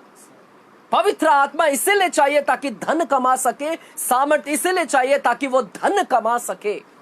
हालेलुया। धन चाहिए उनके पीछे, इसीलिए अभिषेक मांगने, इसीलिए अभिषेक चाहिए ताकि चारों पब्लिक के बीच में हम शो अप कर सके कि हम आत्मा से भरे हुए हैं, हम वरदान से भरे, हमारा नाम होने के लिए हम पवित्र आत्मा मांगते हैं। कई लोग हजारों लोगों के बीच में हमारा नाम हो जाए कि हम भविष्यवाणी करते हैं, हमारा फेम होना चाहिए, हमारा नाम होना चाहिए है, इसीलिए हम मांगते हैं। कई लोग हालेलुया। किसको वैल्यू दे रहे हैं हम? यीशु मसीह ने को इसलिए अभिषेक किया परमेश्वर ने, क्योंकि यीशु मसीह पिता जानता है कि मेरा बेटा को अभिषेक करने की जरूरत है, और ये अभिषेक का ये उपयोग करेगा लोगों के लिए, लोगों को भलाई के लिए, क्योंकि यह लोगों को वैल्यू देता है। आप मांगते रह जाओगे, परमेश्वर शायद आपको नहीं देगा, क्योंकि यीशु परमेश्वर आपके स्वार्थ को जानता है, आप किस मकसद से मांग रहे हैं। मेरे प्यारों, आप मांगते रह जाओगे, मांगते रह जाओगे, नहीं मिलेगा, क्योंकि आपके पीछे का मकसद परमेश्वर जानता है। आप वैल्यू दे लोगों को, कहे कि परमेश्वर मुझे इसलिए वरदान की आवश्यकता है, अभिषेक की आवश्यकता है, ताकि मैं इसके जरिए लोगों को चंगा कर सकूं। ना मुझे धन कमाना है परमेश्वर, ना मुझे नाम कमाना है, परंतु मैं लोगों की भलाई करना चाहता हूं, शैतान से जकड़े हुए लोगों को अच्छा करना चाहता हूं। Hallelujah. For whom you are giving a value, किसको महत्व दे रहे हैं मेरे प्यारों? हालेलुया। यीशु मसीह उस एक व्यक्ति के लिए काफी कोसों मील नाव में जाकर, आंधी और तूफान से जाकर, मुझे बताइए, ये गिरासीने के देश में जो साकली से बांधा हुआ था, शैतान से पीड़ित व्यक्ति था, क्या यह व्यक्ति धनी था? क्या यह धनी था? क्या यीशु मसीह इसीलिए गए गिरासीने के देश में क्योंकि यह व्यक्ति बहुत धनी है? यीशु मसीह क्या उस धनी व्यक्ति के पास में गए थे? हालेलुया। यीशु मसीह क्यों गए उस व्यक्ति के पास में? क्या उसके पास में बहुत पैसा था? यीशु को लगा कि मैं उसको चंगा कर दूंगा, शैतान से आजाद कर दूंगा, तो यह व्यक्ति मुझे पैसे से माला माल कर देगा। हालेलुया। पैसे से माला माल कर देगा। क्या यीशु मसीह पैसे के खातिर इतनी कोसों मील गए थे? क्या पैसों को वैल्यू दिया था, या उसने उस व्यक्ति को वैल्यू दिया वहां पर? Hallelujah. Hallelujah. Let me tell you, सच्चाई ये है, आज मुझे बोलने दीजिए, कई प्रभु के दास और प्रभु के सेवक ऐसे हो गए हैं कि वो इसीलिए जाते हैं दूसरी व्यक्तियों के घर पर क्योंकि वो धनी व्यक्ति है। हालेलुया। वो धनी है, धनवान है, वो सेलिब्रिटी है, वो फिल्म स्टार है, एक्टर है, उसके घर में इसीलिए जाते हैं क्योंकि उसके पास से हमें पैसा मिलेगा, धन मिलेगा, प्रॉपर्टी मिलेगा, उसका जायदाद मिलेगा, उससे गिफ्ट मिलेंगे, गिफ्ट मिलेगा। हालेलुया। इसीलिए जाते हैं क्योंकि उसके घर में धन है, पैसा है, इसीलिए जाते हैं। मेरे प्यारों, यीशु मसीह इसीलिए नहीं जाता है, पैसों की खातिर नहीं जाता है, वो वैल्यू देता है उस व्यक्ति को, क्योंकि उस व्यक्ति के अंदर वो बीमार है, वो व्यक्ति शैतान से जकड़ा है, इसलिए यीशु मसीह जाता है। हालेलुया। कई प्रभु के सेवक दास आज लोगों के घर में इसीलिए जा रहे हैं। मेरे प्यारों, आपको याद है यीशु मसीह जक्कई के घर में गए थे? याद है लूका की किताब 19वां अध्याय जक्कई के विषय में कहता है। बाइबल कहता है कि यीशु मसीह एक दिन जा रहे थे और उन्होंने देखा पेड़ के ऊपर एक व्यक्ति खड़ा है और उस व्यक्ति का नाम है जक्कई, क्या नाम है? जक्कई। बाइबल कहता है यीशु ने उस जक्कई से कहा, हे जक्कई झट नीचे उतरा, झाड़ से नीचे उतरा, आज मैं तेरे घर में आ रहा हूं, आज मैं तेरे घर में आ रहा हूं। आइएगा, मैं आपको बताता हूं यीशु मसीह क्यों उस घर के अंदर जा रहे हैं, क्यों जा रहे हैं जक्कई के घर में। आपको मैं बताऊं यीशु मसीह क्यों गए। जक्कई कौन था मैं आपको बताऊं, आइएगा लूका 19 अध्याय में जाते हैं।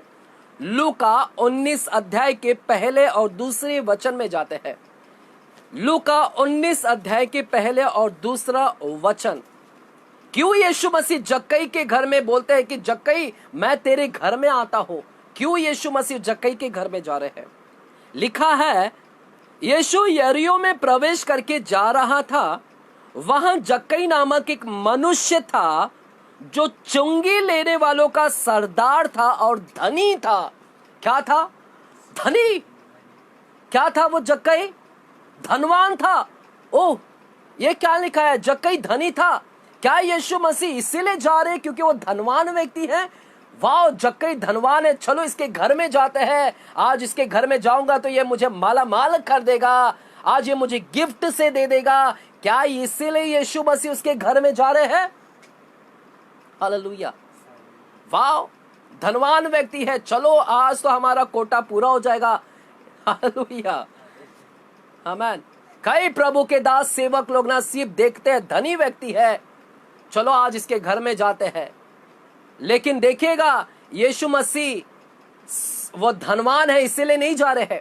यह व्यक्ति चुंगी लेने वालों का सरदार था और यह धोखेबाज था, धोखेबाज जो लोगों से पैसे ज्यादा वसूल करता था, पापी व्यक्ति था, धोखेबाज था, ये क्रुकेड व्यक्ति था, क्रुकेड।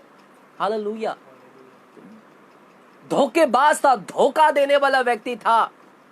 और परमेश्वर अच्छी तरह जानते थे इसके पास में पैसा है, इसके पास में सब चीज है, लेकिन एक चीज की कमी है जो इसको जरूरत है, वह है उद्धार की।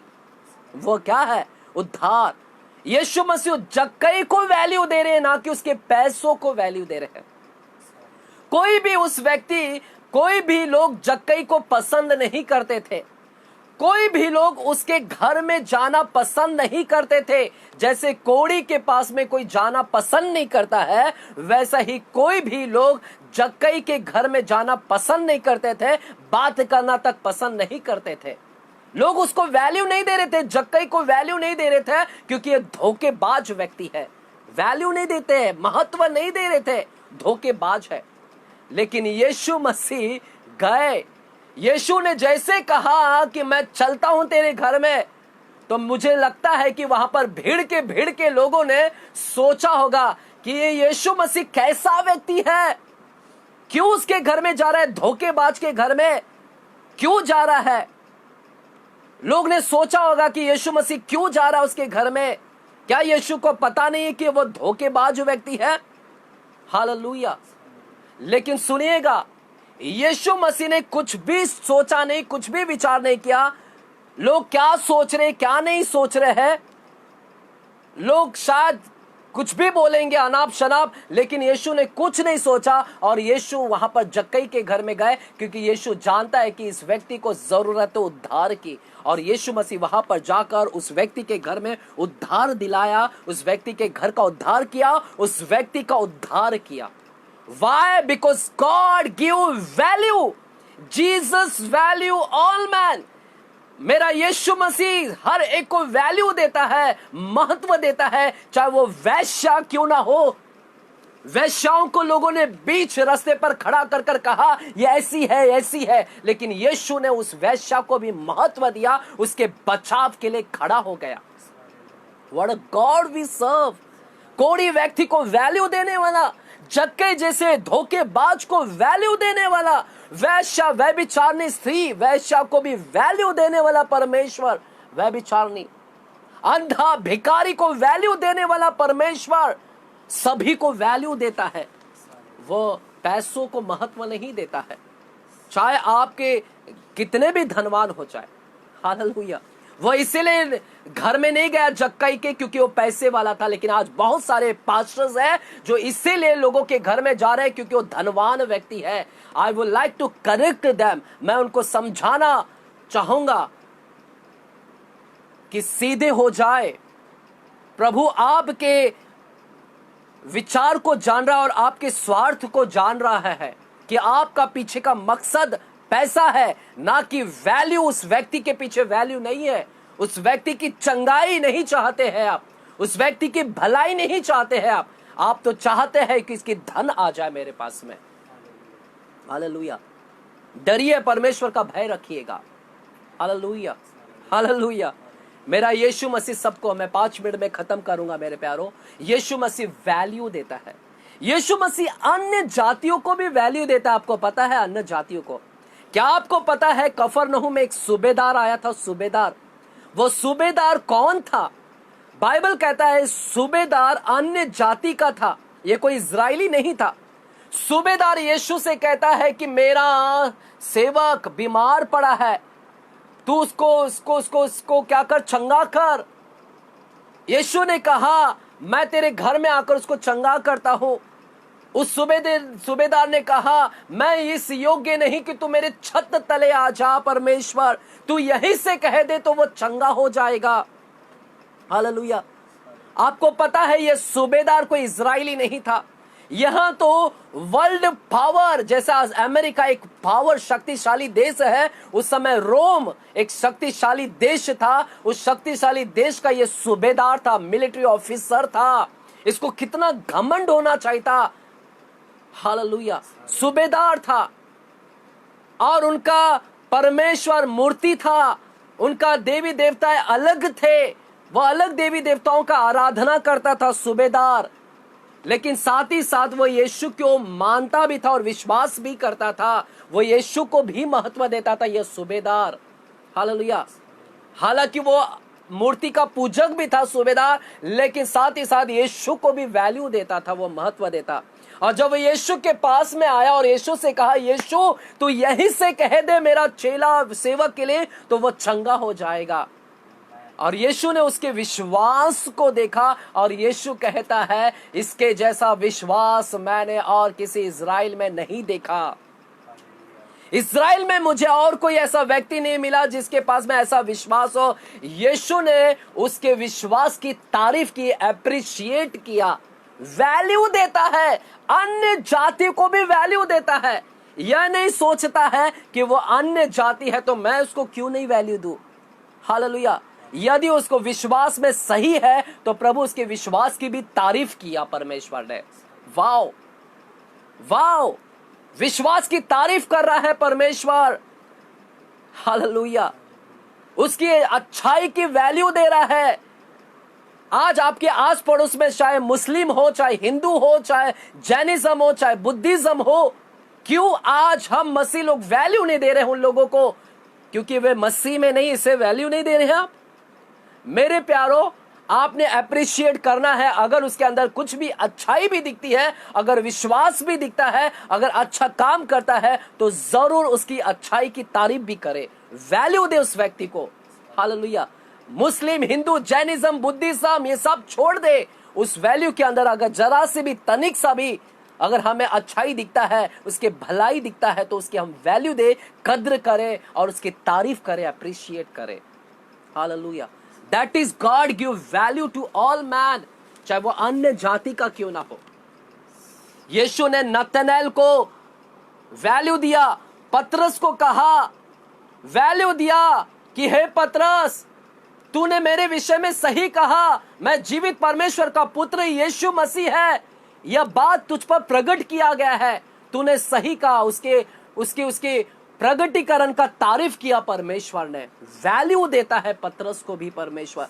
नथनएल को वैल्यू दिया कि तेरे अंदर कपट नहीं है। यीशु ने कहा तेरे अंदर कपट नहीं है, तू सच्चा है इज़राइल के अंदर। वाओ, तू ढोंगी नहीं है, तू कपटी नहीं है, तू कपटी नहीं है। तारीफ करता है, वैल्यू देता है। अगर आपको जरा सी भी अच्छाई दिख रहा है ना लोगों की, वैल्यू दे उसको। Hallelujah, hallelujah. वैल्यू दे मेरे प्यारो। हालेलुया, ना कि अपमानित करे। मेरा यीशु मसीह इतना वैल्यू देता था। आपको याद है यूहन्ना की किताब में अगर जाएंगे हम, वहां पर यीशु मसीह जिस रात पकड़वाने वाले थे अपने चेलों के साथ में प्रभु भोज कर रहे थे। देखिएगा, ध्यान से सुनिएगा, जिस रात यीशु मसीह पकड़वाने वाले थे उस रात यीशु मसीह अपने चेलों के साथ में बैठे हुए थे और प्रभु भोज रोटी तोड़ रहे थे। और उन्होंने कहा, क्या कहा मेरे प्यारो? चलिएगा, मैं आपके लिए पढ़ूंगा, लास्ट वचन हम पढ़ेंगे ताकि आप लोगों को भी पता चले। यूहन्ना की किताब, यूहन्ना 13 अध्याय, चलेगा, मैं आपके लिए पढ़ूंगा। यूहन्ना 13 अध्याय और 21 वचन से हम पढ़ेंगे। 21 वचन, ये लास्ट वचन पढ़ेंगे हम। लिखा है, ये बातें कहकर यीशु आत्मा में व्याकुल हुआ और गवाही दी, मैं तुमसे सच सच कहता हूं, तुम में से एक मुझे पकड़वाएगा। तुम में से 12 चेले थे, लेकिन 12 चेले में से यीशु ने नाम नहीं लिया किसी का, लेकिन एक कहा, तुम में से एक मुझे पकड़वाएगा। यीशु मसीह इतना वैल्यू देता है कि लोगों के बीच में किसी को अपमानित करना नहीं चाहता, लोगों की बदनामी करना नहीं चाहता था। हालेलुया, वैल्यू दे रहा है, बदनाम नहीं करना चाहता। अपने चेलों के बीच में वो जानता था कि यहूदा इस्करियोत तो मुझे पकड़वाएगा, लेकिन यहूदा इस्करियोत को अपमानित नहीं किया। अपने लोगों के बीच में, चेलों के बीच में नाम भी नहीं बताया और कहता है, तुम में से एक मुझे पकड़वाएगा। अब लोगों को समझ में नहीं आया, 12 चेलों को समझ में नहीं आ रहा है, 11 चेले को, ये हम में से कौन है? देखिएगा उनका रिएक्शन, देखिएगा उनका देखिएगा रिएक्शन, देखिएगा उनका हाव भाव, देखिएगा। चेले संदेह से कि वह किसके विषय में कहता है एक दूसरे की ओर देखने लगे। एक दूसरे की ओर, कौन है? कौन है? समझ में नहीं आए कौन है व्यक्ति। यानी यीशु मसीह किसी को अपमानित करना नहीं चाहता है, क्योंकि वह हर एक व्यक्ति को वैल्यू देता है, बदनाम नहीं करना चाहता है, वैल्यू देता है, लोगों के बीच में बदनाम नहीं करना चाहता। हालेलुया, अपमानित नहीं करना चाहता है। हालेलुया, यीशु ने अपने चेले का बदनामी नहीं किया, वहां पर नाम नहीं बता। अगर उसको नाम बता देता तो शायद लोग वहां पर उसकी खिल्ली उड़ाते, मजाक उड़ाते, निंदा टीका करते, लेकिन किसी को पता नहीं चल पाए कि कौन है। लोग एक दूसरे की ओर ताक रहे, हम में से कौन है वो व्यक्ति। यहूदा इस्करियोत का नाम नहीं लिया परमेश्वर ने। Hallelujah, hallelujah, hallelujah. मेरे प्यारो, तीतुस की किताब 3 अध्याय 2 वचन कहता है, किसी को बदनाम ना करे। क्या लिखा है? तीतुस की किताब 3 अध्याय 2 वचन कहता है, किसी को बदनाम ना करे। हालेलुया, किसी को बदनाम ना करे। यीशु मसीह यहूदा इस्करियोत का नाम को बदनाम नहीं किया। आज वही स्वभाव हमारे अंदर होना है। हमने भी वैल्यू देना, हर एक व्यक्ति का वैल्यू दे, चाहे वो पुरुष हो, चाहे वो स्त्री हो, चाहे वो बच्चा क्यों ना हो, बच्चे की भी वैल्यू दे, चाहे वो भिखारी क्यों ना हो तो भी वैल्यू दे। सिर्फ धनी को वैल्यू देना ऐसा नहीं लिखा गया है। हालेलुया, लोगों से प्यार करो, बाइबल कहता है, ना कि धन से प्रेम करो। उल्टा मत करिएगा, आज्ञाओं को तोड़िए मत। आज्ञा कहते हैं धन का इस्तेमाल, धन से प्रेम कर रहे हैं और एक दूसरे से क्या कर रहे हैं? नफरत कर रहे हैं। प्रभु ने कहा धन का इस्तेमाल करो, लोगों से प्रेम करो, लेकिन लोग, हम सब क्या करते हैं? धन का इस्तेमाल करने के बजाय लोगों को इस्तेमाल कर रहे हैं। अपने विश्वासी भाई बहनों को हम फायदे के लिए सिर्फ इस्तेमाल कर रहे हैं। अब तक ऐसा नहीं चलेगा। Ask for the Holi spirit.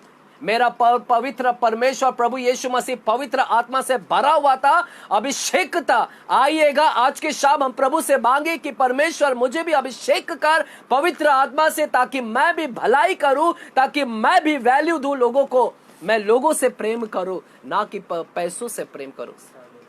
Bible कहता है ना तो संसार में की वस्तुओं से प्रेम करो, बार बार परमेश्वर कहता है ना तो संसार में की वस्तुओं से प्रेम करो, लेकिन परमेश्वर से प्रेम करो, एक दूसरे से प्रेम करो। आइएगा अपने आंखें को बंद करें, अपने आंखें को बंद करें। आज के शाम हम प्रार्थना करें कि पवित्र आत्मा हमें भरिएगा ताकि हम लोगों को वैल्यू दे। एक भाई दूसरे भाई को वैल्यू दे, एक बहन दूसरे बहन को वैल्यू दे, एक सास अपनी बहू को वैल्यू दे, एक भाई अपने दूसरे भाई को वैल्यू दे, एक बहन दूसरे बहन को वैल्यू दे, कीमत दे, महत्व दे। हालेलुया। एक माता अपने बच्चे को महत्व दे, एक बच्चा एक माता पिता को वैल्यू दे, महत्व दे, परमेश्वर को महत्व दे, परमेश्वर के लोगों को महत्व दे, ना कि धन को महत्व दे, ना कि संसार की चीजों को महत्व दे।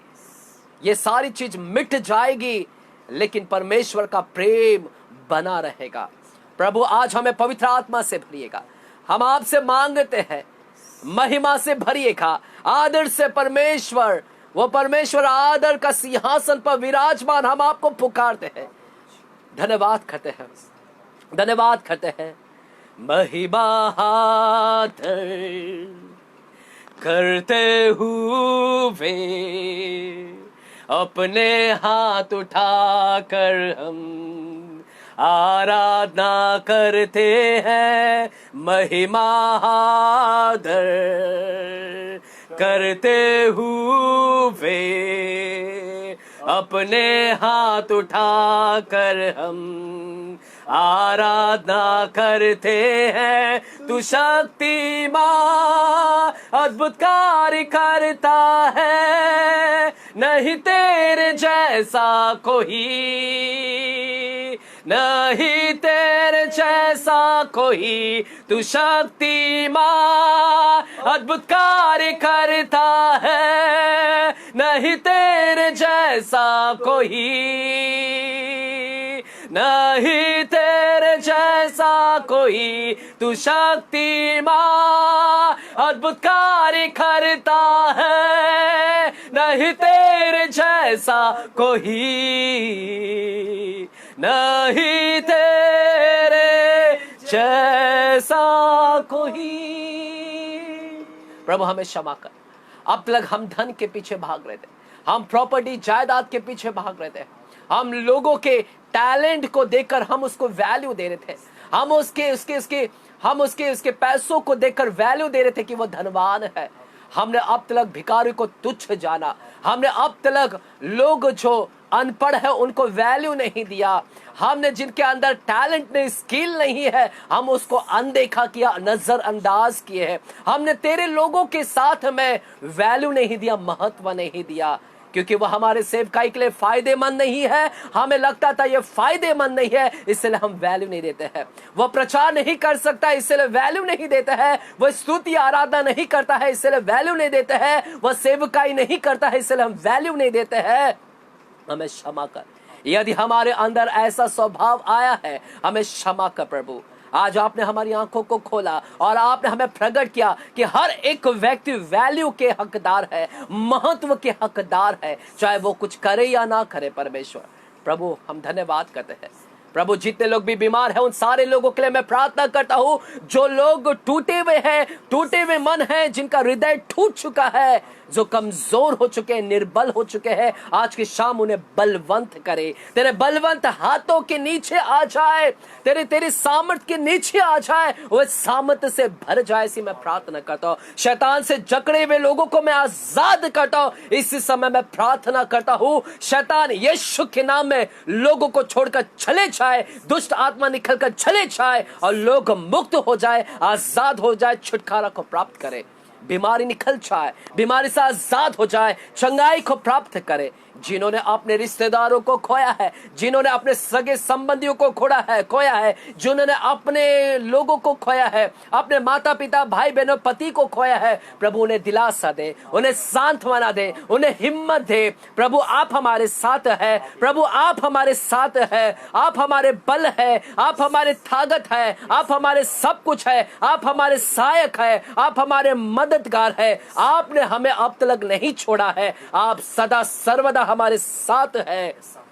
दूध पिलाने वाली माता हमें छोड़ सकती है, हमारे सगे संबंधी हमें छोड़ सकते हैं, लेकिन तू कभी ना छोड़ेगा, ना तू कभी त्यागेगा, क्योंकि तूने हमसे प्रेम किया है। तू हमसे प्रेम करता है, तू हमें वैल्यू देता है, तू हमें महत्व देता है, तू मुझे महत्व देता है। मुझ जैसे पापी व्यक्ति, धोखेबाज व्यक्ति को तूने महत्व दिया है पिता। धन्यवाद करते हैं, धन्यवाद करते हैं। सारा आदर आपको देते हैं, सारी महिमा हम आपको देते हैं, सारी प्रशंसा हम आपके करते हैं। चंगाई देने के लिए धन्यवाद करते हैं, वचन से बात करने के लिए धन्यवाद करते हैं, आपने हमारे हृदय को स्पर्श किया उसके लिए धन्यवाद करते हैं। सारा आदर गौरव महिमा आपको मिले, यीशु मसीह के नाम से हम प्रार्थना करते हैं पिता परमेश्वर से, और सभी जन कहेंगे आमेन आमेन। आइए परमेश्वर को जोरदार ताली का भेंट चढ़ाएंगे, हम धन्यवाद करेंगे। थैंक यू होली स्पिरिट, धन्यवाद धन्यवाद, थैंक यू होली स्पिरिट, धन्यवाद धन्यवाद। Amen, hallelujah hallelujah, praise the lord. सभी को जय मसीह की। आशा करता हूं कि परमेश्वर ने आपके हृदय को छुआ है।